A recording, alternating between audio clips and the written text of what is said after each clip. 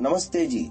60वीं श्रव्य कणिका श्रीमद् वाल्मीकि रामायणम पुस्तक के अनुवादक, संपादक एवं टिप्पणी करता है परमहंस स्वामी जगदीश्वरानंद जी सरस्वती। पुस्तक प्रकाशित है विजय कुमार गोविंदराम हासानंद, नई दिल्ली द्वारा। हम 21वें सर्ग को प्रारंभ करते हैं, जिसका शीर्षक है माता द्वारा वन गमन की अनुमति। अथ एकविंशः सर्गः। प्रथमः श्लोकः। तम समीक्ष्य त्ववहितं पितुर्निर्देश पालने कौसल्या बाष्प संरुद्धा वचो धर्मिष्ठम अब्रवीत। जब कौशल्या ने देखा कि धर्मिष्ठ राम पिता की आज्ञा पालन में दृढ़ हैं, तो वे रूंधे हुए कंठ से बोली। द्वितीय श्लोक। अदृष्ट दुखो धर्मात्मा सर्वभूत प्रियम वदः मयि जातो दशरथात् कथम मुंचेन वर्तयेत। जिसने कभी दुख नहीं सहा, वह धर्मात्मा, सबसे प्रिय बोलने वाला दशरथ द्वारा मेरे उदर से उत्पन्न राम वन में उच्च वृत्ति से जीवन निर्वाह कैसे करेगा। यहाँ उच्च वृत्ति शब्द का पाद टिप्पणी दे रहे हैं।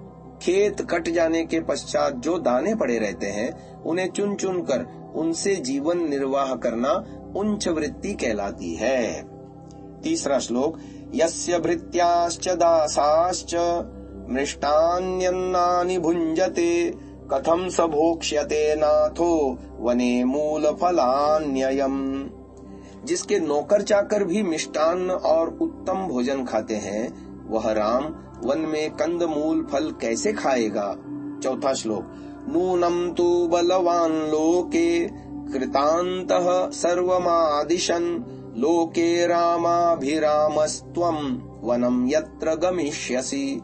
निश्चय ही भाग्य ही लोक में बलवान है, तभी तो लोक में सबका प्रिय होकर भी तुझे वन में जाना पड़ रहा है। पांचवा श्लोक। त्वया विहीनामिहं मां शोकाग्निरतुलो महान् प्रधक्ष्यति यथा कक्षम चित्रभानुर्हिमात्यये। हे पुत्र, तुझसे विहीन मुझे यह वनगमन रूप महान शोकाग्नि उस प्रकार जलाकर भस्म कर देगी, जैसे हेमंत ऋतु के बीतने पर प्रचंड गर्मी में प्रचंड किरण वाला सूर्य घास को जला देता है। छठा श्लोक। कथम हि धेनुः स्वं वत्सं गच्छन्तं नानुगच्छति अहं त्वानुगमिष्यामि पुत्र यत्र गमिष्यसि। हे वत्स, क्या गाय अपने बछड़े के पीछे नहीं जाती? जैसे जहाँ बछड़ा जाता है वहीं गाय जाती है, उसी प्रकार मैं भी तेरे पीछे पीछे जहाँ कहीं तू जाएगा वहीं चलूंगी। सातवां श्लोक। तथा निगदितं मात्रा तद्वाक्यं पुरुषर्षभः श्रुत्वा रामो ब्रवीद्वाक्यं मातरं वृषदुःखिताम्। माता द्वारा कहे गए इन वचनों को सुनकर पुरुष श्रेष्ठ राम अत्यंत दुखित अपनी माता से बोले। आठवां श्लोक। कैकेय्या वंचितो राजा मयि चारण्यमाश्रिते भवत्या च परित्यक्तो ननूनं वर्तयिष्यसि। हे माते, कैकेयी ने महाराज को धोखा दिया है। मैं वन में जा रहा हूँ और आप भी उन्हें त्याग देंगी तो वे निश्चय ही जीवित न बचेंगे। नौवां श्लोक। भर्तुः किल परित्यागो नृशंसः केवलं स्त्रियाः स भवत्या न कर्तव्यो मनसापि विगर्हितः। पति का परित्याग करना स्त्री के लिए सबसे बड़ी क्रूरता है, अतः ऐसे निंद्य कर्म की तो आपको मन में भी कल्पना नहीं करनी चाहिए। 10वां श्लोक। यावज्जीवति काकुत्स्थः पिता मे जगति पतिः शुश्रूषा क्रियताम तावत् सही धर्मः सनातनः। जब तक मेरे पिता महाराज दशरथ जीवित हैं, तब तक आप उनकी सेवा करें, यही परंपरागत सनातन धर्म है। 11वां श्लोक। मया चैव भवत्या च कर्तव्यं वचनं पितुः राजा भर्ता गुरुः श्रेष्ठः सर्वेषाम् ईश्वरः प्रभुः। हे देवी, मुझे और आपको पिताजी की आज्ञा अवश्य माननी चाहिए, क्योंकि वे आपके पति हैं, गुरु हैं, श्रेष्ठ हैं और आपके स्वामी एवं पूज्य हैं। 12वां श्लोक। जीवन्त्या हि स्त्रिया भर्ता दैवतम प्रभुरेव च भवत्या मम चैवाद्य राजा प्रभवति प्रभुः। जब तक स्त्री जिए उसे उचित है कि वह अपने पति को ही सदा अपना देवता और स्वामी समझे। इस समय आपके और मेरे स्वामी महाराज ही हैं। 13वां श्लोक। व्रतोपवास निरताया नारी परमोत्तमा भर्तारं नानुवर्तेत सानुपाप गतिर्भवेत्। जो श्रेष्ठ स्त्री व्रतोपवास तो करती है परंतु अपने पति की सेवा नहीं करती, वह पाप की भागिनी होती है। 14वां श्लोक। भर्तुः शुश्रूषया नारी लभते स्वर्गमुत्तमम् एष धर्मः पुरा दृष्टो लोके वेदे श्रुतः स्मृतः। पति की सेवा से नारी उत्तम स्वर्ग यानी सुख विशेष को प्राप्त होती है। स्त्रियों के लिए पति सेवा ही प्राचीन लोकाचार सिद्ध वेद और स्मृति अनुकूल धर्म है। यहाँ पर वेद के संदर्भ में पाद टिप्पणी दे रहे हैं।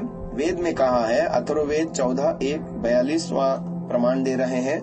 आशासानां सौमनसं प्रजां सौभाग्यं रयिं पत्युरनुव्रता भूत्वा सम्नयस्वामृतायकम्।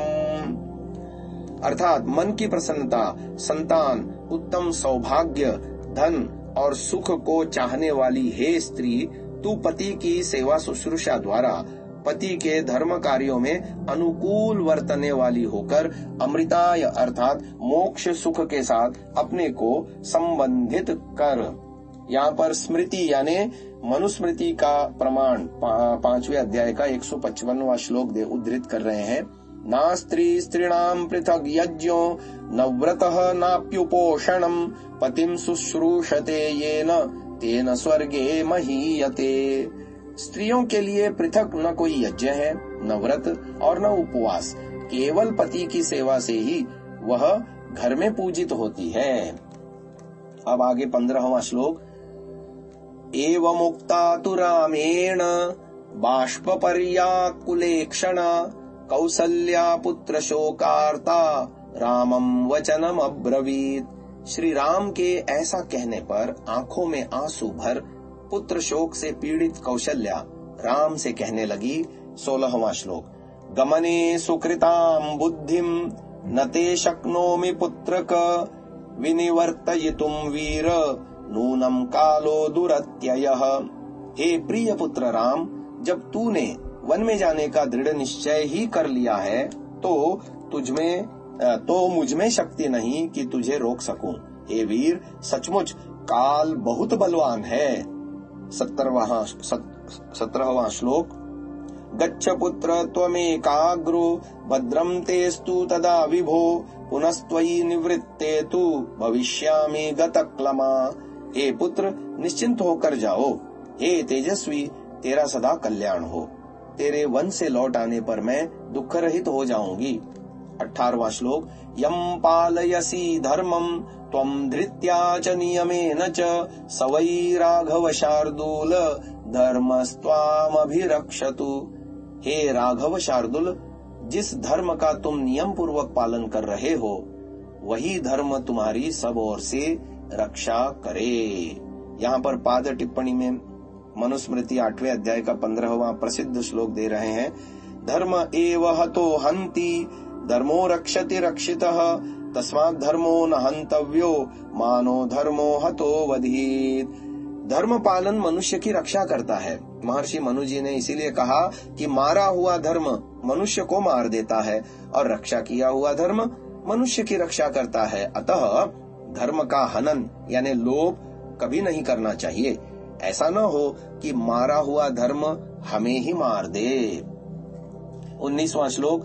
राक्षसानां पिशाचानां रौद्राणां क्रूरकर्मणां क्रव्यादानां च सर्वेषां मा भूत पुत्र ते भयम्।